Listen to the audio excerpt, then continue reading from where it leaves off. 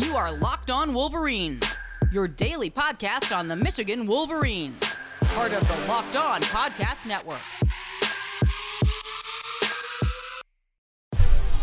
Happy Friday, part 2. Doing it again. Later than I anticipated. After running more errands.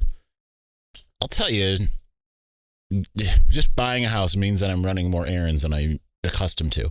Locked On Wolverines podcast, part of the Locked On Podcast Network, where it's your team every day. I am your man on the ground, Isaiah Hole, publisher of Wolverines Wire through USA Today Sports Media Group. If you're on YouTube, you're getting 3 today because I just realized that the Wednesday episode didn't upload, so I just put that up. That's something I'm looking forward to the most, I think, about moving into a new house is getting away from this crap internet, because there have been days where I haven't uploaded things to YouTube because it just, even at 720p, which I don't even like doing, it takes hours and I can't do anything. I can't watch TV. I can't even go on Twitter. It's just mere text is too much for the internet to handle. So since my bedtime routine I usually lay there and I read a few things online. I read articles, catch up with some news stuff that I missed. It just means that it hasn't gotten up there. Anyway, Michigan Mailbag happening now. So let's get to that. If you want the Jaden Davis of it all, if you want the Hunter Dickinson of it all, there's an episode that's already been uploaded that is there for you. But let's start with this episode and our leaders and best. James Crudup at James Crudup 6. Zuri's really being very unhappy about me doing a podcast. Are you surprised your teams were recruiting Amarian Walker even though we never entered the portal? How often do you think that happens? Do you think Michigan does it? And how would you combat teams coming for your players like that? Number one, I don't think Michigan does it. I can't speak with complete certainty, but I mean, it's like John Falk told me once when I was talking about another team. It was a signing of the stars, one of the two. And I had mentioned how another team gave a monetary offer to one of the players who signed. And that was signing day proper because there wasn't an early signing day. There was a late push from another team to steal away one of Michigan's players with a monetary offer. And he said to me, I'll tell you what, that wouldn't happen here. And if it did, it wouldn't be for long. Because Michigan does, even though they've had recruiting violations, right? You know, burgers and such, or, you know, there've likely been other things that are extremely minor. It's a pretty big deal that if you're another school tampering. And Amarian, from the little clip I saw, he mentioned LSU. The funny thing is I don't think that the NCAA is going to do anything about it. Whereas they're bringing the hammer down on burgers. But you had another team reportedly go after one of Michigan's active players who wasn't in the transfer portal. I'm sure that the dirtier programs are going to do everything one way or another. They're not going to shy away from wrongdoing just because. They're just not. But I was a little surprised because I thought that would be kind of somewhat off limits. But I mean, at the same time, it's not, right? Jordan Addison was at Pitt and was being openly courted by USC. Like, well before he entered the transfer portal, it was like, well, he's going to USC. And yet the NCAA, this feckless organization, which is coming down on Ferris State for having cigars after winning a national championship, despite LSU having done the exact same thing. It's a ridiculous backwards organization that makes no sense. Josh Barrett, Jadicke, do you know if they draft coaches for the spring game or just players? I'm not sure. I think they did draft coaches, but I'm not 100% sure on that. They've offered us no transparency. I've heard what the teams are through the back channel. As I'm sure you can know, I don't remember it that quickly, but it'll be interesting. There's some parts where it's like, well, that's not going to work out for that team. But anyway, after your post about the flag being displayed, I was curious what situation you covered that you have been attacked the most by rival fan bases. That one's actually surprisingly easy for me to figure out. That one, because I got both Ohio State and Michigan State fans. This was when I aggregated, because that's part of my job is to just, we can't do a whole original reporting, and so every outlet does this. I did this at 24/7, but then we also had a national news desk that did this. They aggregated articles, right? Which is taking an article that someone, like an opinion piece that someone else wrote, and then writing an article based off that, whether it's just, hey, this person said it, or hey, this person said it, and then here's also my opinion. There's different ways that you can do it. So it was the summer of 2021, and 24/7 Sports put out a list of 5 dark horse college football playoff contenders. And keep in mind, Michigan was coming off a 2-4 season. I did not believe that Michigan was a college football playoff contender going at that point. But because 24/7 Sports wrote, hey, Michigan's one of those teams, that's noteworthy. And I wrote it. And eventually, it's like that was one of those days where like I was having a bad day anyway. And then I started reading the comments. And it was just, it made a bad day worse. And I just learned, hey, I can't be looking at this comments. If you look at it, I was being attacked as if I was the one sitting there being like, not even saying like, wasn't even like me saying like, I think they'll be. Like the tweet even said like 24/7 Sports says blank. And there were just all these rival fans that were just like, you big idiot. And then they get really personal with it. They call out what I look like on my avatar on Twitter. They say things about your writing or my podcast or any of those types of things. And they get really personal with it. Had hundreds upon hundreds of comments. I had muted it probably when it got to 100 comments. And I went back. I was on the flight down to Fort Lauderdale for the college football playoff, and I went and started looking at the comments, and it's just like, wow, this is really fun. It was a lot of fun then, so it kind of worked out in that sense. I've got a really needy puppy right here under the table, just demanding attention. My brother in metal, Michael Wolf at MWolf21. And I'm sorry, man, I haven't been getting back to you as quickly as I'm sure you can imagine. Things have been hectic. Do you think this is Michigan's best recruiting staff it's had in the Harbaugh era? Do you see the floor of the recruiting classes raising and making Michigan a perennial national contender?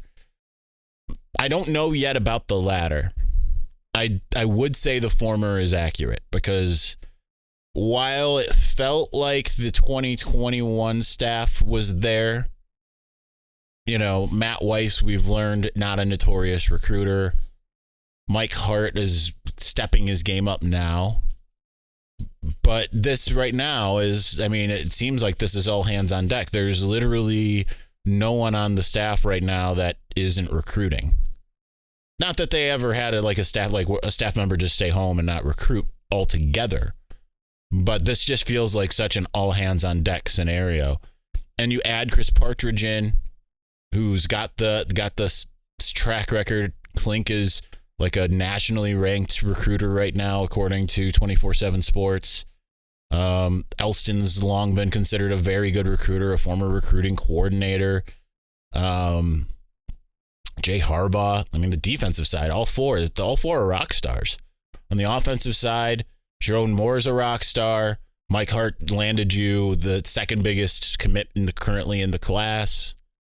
Kurt Campbell helped seal the deal with the number 1 commit in the class. Mike Hart, I mentioned him. Grant Newsom's long gotten positive mentions. So it's certainly, this isn't whereas like the beginning of the Harbaugh era, it was like you have 3 recruiters, the rest just kind of coach. This is a different deal. Jimmy Whitner at Jimmy Whitner 1. How does it feel to be a homeowner? It's surreal, but I haven't moved in yet. I haven't gotten possession yet. I thankfully only have to wait a week for that. It's been busy, just kind of going, made a couple trips to, I think I've been to like 5 different Home Goods, Gone to West Elm. Actually, I didn't go to West Elm after. I went before, like right before closing. I've been to RH Outlet twice. Once before closing, once after. Or no, twice after. I've been there 3 times because I went there the last couple days. Just trying to like figure out how to flesh this place out. And then it's stressful because if you pay attention to the news like I do and you see things like the BRICS nations coming together, not to get too political, but just to see the BRICS nations coming together, and is the petrodollar in trouble? And are we headed for something beyond a recession or a depression? That's like, oh man, great timing for me. So it's got an element of stress to it when it comes to that I never really had to worry about as well. So yeah. Number 2, what players are you most excited to see on Saturday? Let's see. Benjamin Hall. Braden McGregor. Josiah Stewart. AJ Barner. Tyler Morris. Ernest Hausman. Kenneth Grant. Jaden McBurrows. That's the list. That's who I will have my eyes on probably the most. Number 3, from what you have heard so far, which freshman do you think sees the most playing time this season? I think it will be a mix between the aforementioned Benjamin Hall, because I think he could be that number 3 back just because he's just a different style of back. It sounds like he's acclimating well. Samaj Morgan and or Fred Moore. We've seen freshman receivers come out and do their thing. It's a little bit rare. Like Andrell had his day at Michigan State. We saw some early Ronnie Bell. Some guys were thrown to the fire. Tariq Black and Donovan Peoples-Jones were thrown to the fire in year 1. But generally, we don't see those guys. I just feel like Samaj Morgan might be different. But we'll see. Finishing us out in segment 1, KRT at Farmer 84. The 2024 recruiting class is off to a great start. Why has there been such a big difference in just 1 year? Less drama, number 1. All hands on deck, number 2. A concerted effort, number 3. This kind of being one where I think they just kind of had their eyes on more guys, and they really hit 2024 starting a couple of years ago, whereas I feel like 2023 was, they struck out on a lot of guys that they were hoping to get. Dante Moore and such. They kind of waited more towards the summer. So this year, they've got 10 guys in the class right now. And normally at this juncture, I don't think they normally have 10 guys committed in March. Usually they make their big push in June. So all of those things being different factors. Anyway, all right, we're going to go ahead and move on. Before we do that, the tournament is heating up and there is no better place to get in on the action than FanDuel. That's because right now FanDuel is giving new customers a no sweat first bet up to $1,000. That's up to $1,000 back in bonus bets if your first bet doesn't win. Just go to FanDuel.com/lockedon to sign up today for your no sweat first bet. Then you can wager everything wager on everything. Don't wager everything. From the money line to point spreads to which team will be cutting down the net, all in an app that's safe, secure, and super easy to use. So don't miss your shot at a no sweat first bet up to $1,000 when you join FanDuel today. Just go to FanDuel.com/lockedon to sign up. Make every moment more with FanDuel.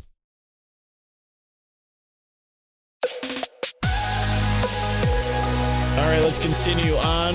Moving on to our leaders. Victor's Valiant. Just keep on hitting the mic stand with my hat. Jim in the North just says on vacation in San Pedro. Otherwise, I would ask, well, have a happy vacation. Hope you get some relaxation or craziness, however you approach vacation. I hope that you get what you're looking for out of it.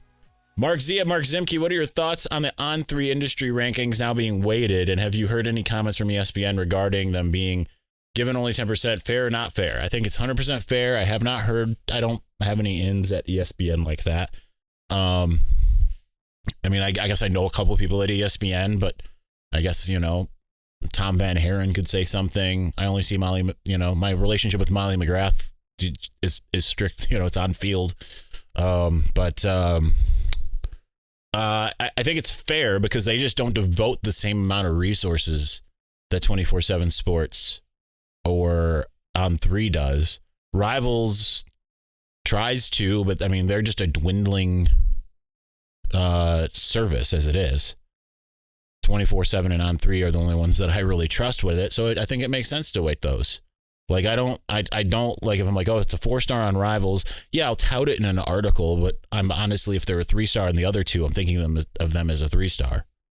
Is generally how that goes. Spencer Whitmore at Spencer Whitmore. Who would you bet has a bigger year, Morris or Clemens? I'd bet Tyler Morris right now. I'm hoping it's Darius Clemens, because I think if it's Darius Clemens, I think that means Michigan's really letting that pass game just go. But then again, I mean, there's also Roman Wilson and Cornelius Johnson. But I think if Darius Clemens gets 500 yards compared to Morris getting 500, I guess it doesn't matter. I mean, either way. But I just feel like having an outside receiver like Clemens doing things, I think that would be bigger personally. But I think it'll be Tyler Morris. Clark at Blue for Life, 8. If I would have done the mailbag on time, I would have answered this wrong. I'll tell you that. He asked, do you think Dickinson returns for another year? Wah, wah, wah, wah. Yeah, I would have said, yeah, definitely. Transferring is the one thing I didn't think he was going to do. Not even in my mind. Not even like something that I was entertaining. So, yeah, I would have answered that wrong. Ike Hamlin at Hamstand, 87. Do you think Amarion Walker's move to defense is a direct response to Ohio State's wide receiver room? Can we be the next DBU? It's going to be actually, Michigan's had some pretty good defensive back units. 2020 is just kind of the aberration. But I mean, they weren't sending guys necessarily into the league in the same way that Ohio State was, right? Like Jordan Lewis was a 3rd round guy, I believe, right? 2nd or 3rd. I think he was 3rd. Yeah, he was 3rd. Channing didn't go. Jeremy Clark was a 5th rounder. But they were the number 1 pass defense in the country. David Long, 3rd round. Levert not drafted, but yet again, number 1 pass defense in the country.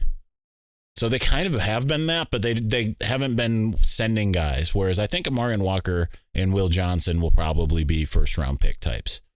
As far as it being a direct response to OSU, I think in a way it has to be, because that's the one that you really have to shut down through the air in the regular season. So in a way it probably has to be. But and like, you know, even mentioned by Jesse Minter, like hopefully we get him going here in the early going, because it's more that middle to end of season that we need him. So in a way, that's kind of an implicit admission. Adam Casel at Adam_Casel. What will you be looking for in all 3 phases of the spring game? Kind of already answered to the players. I'm just looking for newer players, basically, in general. And I want to see Tommy Doman make kicks. But I honestly probably won't be making won't be watching it very closely either. Do you have your Jaden Davis commitment piece written yet? Obviously, I do now. And actually, I've had it written for about 2 weeks. So, yes. It was written about 2 weeks ago, and it's just been sitting in drafts, and I just had to slightly update it. Perry Mitchell at Perry Mitchell 08. First, I want to bring attention to Mason Paris, who went 33-0 en route to winning the heavyweight division Big Ten championship, national championship, and becoming the first Michigan wrestler to win the Hodge Trophy. All right. Go Blue, I guess. My question is this. Why haven't we heard much about Mason Graham in spring ball? We always hear about Jenkins, Grant, and Benny, but Graham is rarely mentioned. I think it's just because he's just doing what you expect him to do. Maybe we haven't asked enough about him. You know, we've asked a lot about Chris Jenkins. I've asked a little bit about Kenneth Grant. I think we had him early, Mason Graham. I think we had him early in the year. Sometimes I think guys it's just they're doing what they're supposed to do. And there's like, he's gotten mentioned. It just hasn't been, people are more talking about Chris Jenkins because it sounds like he's taken a big step forward. I don't think it's much to do about anything.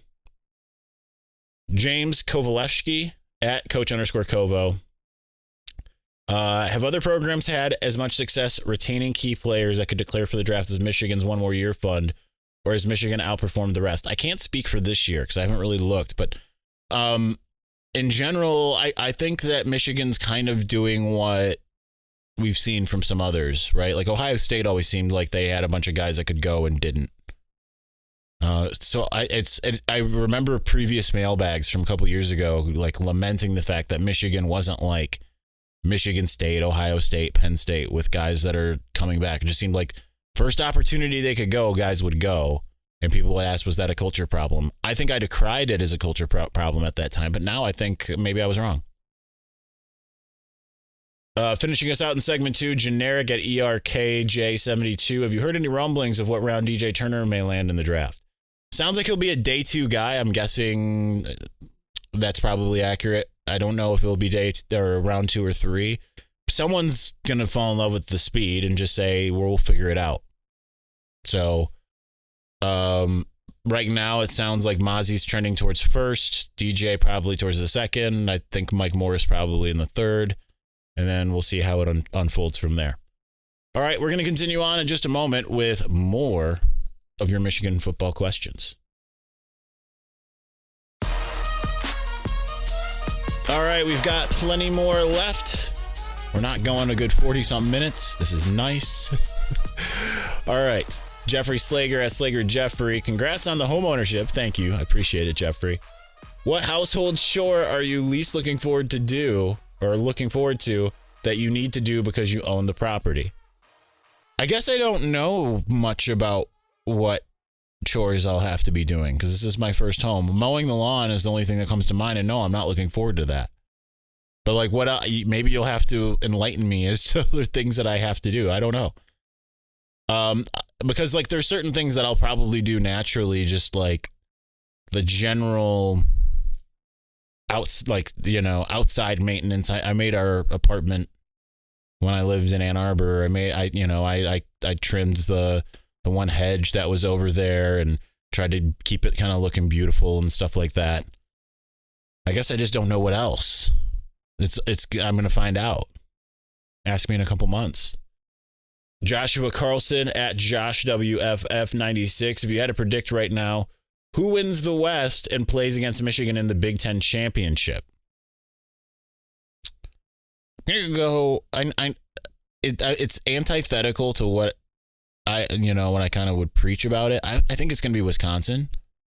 Just because I think Luke Fickell will have a pretty immediate effect, especially with that the former UNC offensive coordinator and the transfers they brought in, Braylon Allen. I think they've got more talent than the rest of the conference. And whereas I think like it's an upgrade for them to get Luke Fickell, I think it's a downgrade for Purdue to get Ryan Walters, at least initially, because they have to change mentalities. I think it's going to take a couple years for Matt Rule. I think the cupboard's a little bit bare in Minnesota. Northwestern's cupboard's still really bare. Illinois might be okay, but I think they're losing. Obviously they're losing Chase Brown. They're also losing their starting quarterback. Iowa would be the other one. It'd be one of those two, honestly. Also, how many Big Ten teams play in playoffs plus New Year's Six Bowls, and who are they? I think it's just always going to be it's usually 3, and I think it'll be 3. At this moment, I would still say probably Michigan and Ohio State in the playoff. Maybe they don't put 2 in, but I'm going to say it's probably those 2 again. And Penn State probably in the New Year's Six. Could be a different team, but it's what it was last year. I have no reason to change it at this point. PJ at Go Blue 300. Isaiah, we don't talk enough about special teams. 2 unproven kickers coming in this year. How big of a drop can we expect? We have been top 5 special teams in the last 2 years. Michigan's in a way kind of special teams you as well. Because even though Quinn Nordine had his struggles, there's been some punt struggles here and there, right? Like Will Hart struggled and then Brad Robbins took over, and Brad Robbins struggled and had an injury, and then Will Hart took over, and then Will Hart struggled, and after being really good, Will Hart was amazing in 2018 and then struggled in 2019 at the punter position. But punter's generally been mostly solid.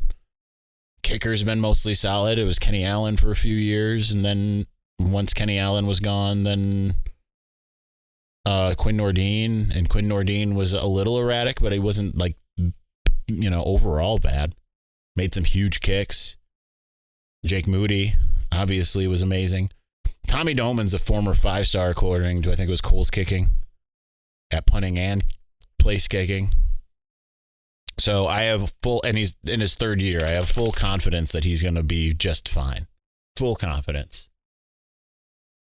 Shane at Seamus0194. Who do you think will be Michigan's sack leader in 2023? What about INTs?